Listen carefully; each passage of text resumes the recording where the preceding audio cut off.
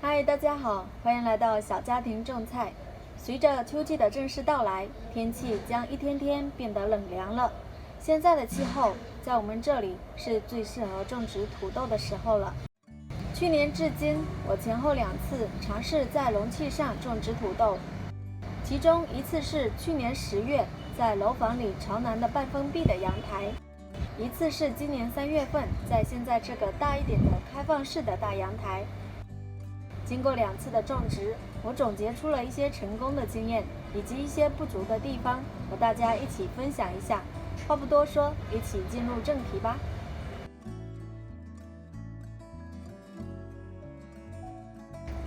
种植土豆，首先要考虑的就是挑选种子了。土豆的种子很容易得到，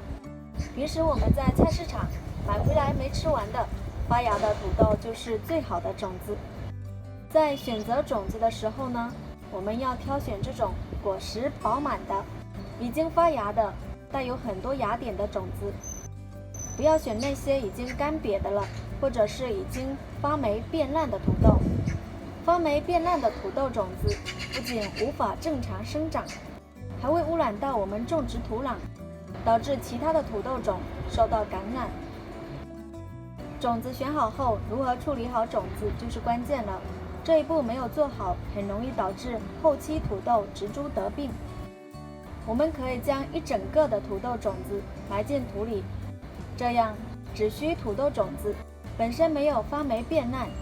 那么后期土豆植株一般也不会得什么疾病。可以将发芽的土豆直接埋进土壤里播种，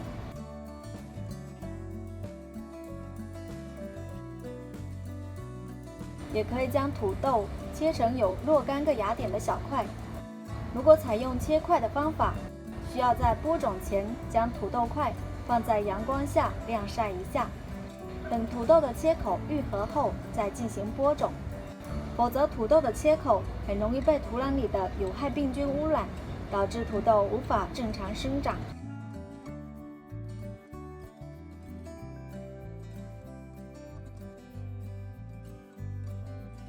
处理好土豆种子后，接下来就要考虑选择什么样的土壤来种植土豆了。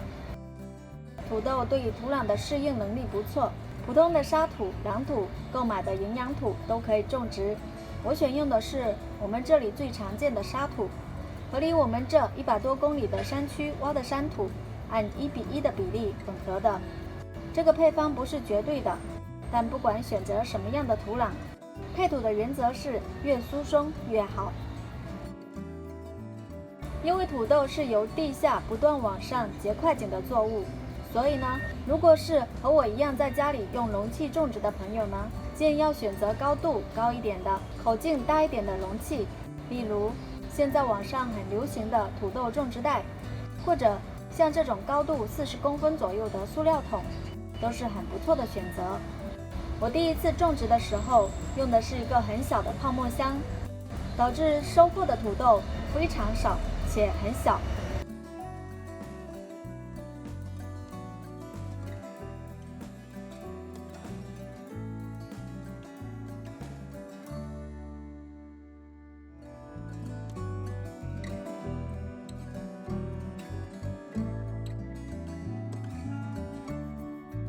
第2次我用的是一个大一点的泡沫箱，虽然收获比第1次多了，但高度也是不够，才25公分左右，所以产量也是一般般，不算多。虽然我们选择的容器要高一点的，但不代表我们在播种的时候就要把容器的土填满。播种的时候建议先装入2/3的土壤，然后把土豆或者切块的土豆埋进土里4到5厘米左右。多出来的这一部分高度呢，将来是有用的。土豆进入花期后，它地下结的块茎是不断往上结的，因此留下来的这一部分高度呢，是为了以后覆土所用。覆土的时间不宜太晚，建议土豆长到1个月，大概这个高度的时候就开始覆土。我上一次种植土豆时是等到土豆开花期后才覆土的，时间有点太晚了，导致一部分土豆果实都变绿了，所以建议大家要及时为土豆覆土。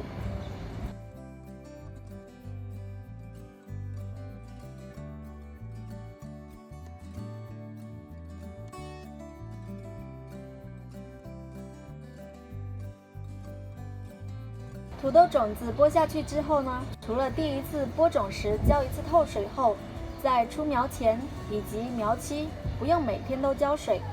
每2到3天看到土壤变干了浇一次。事实上，土豆是种在冷凉的时节，土壤也不会特别快变干。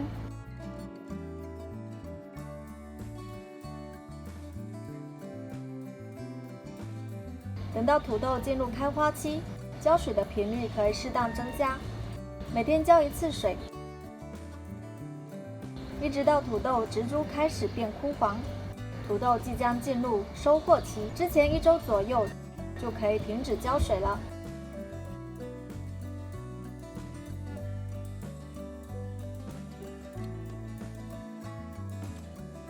种植土豆当然也要为它准备肥料。土豆对氮、磷、钾3种元素的需求以钾肥为主，氮肥其次，磷肥较少。其中氮肥主要为土豆前期植株生长所需，磷钾肥为土豆后期开花结果所需。所以在播种时可以为土豆加入一些腐熟的粪肥，促进土豆植株的生长。当土豆进入中期，准备开花结块茎时，可以定期每周为它追施一些含钾比较丰富的肥料，例如纯天然的钾肥、草木灰就是一种最佳的选择。它的含钾量达到6%至12%，效果比很多化肥都强。我上一次种土豆时，主意要测试一下我从山里带回来的土肥力如何，所以我没有特意为土豆追施草木灰。具体草木灰的使用方法和效果，我在以前种樱桃萝卜和红水萝卜的视频中有非常详细的展示，大家可以去看看。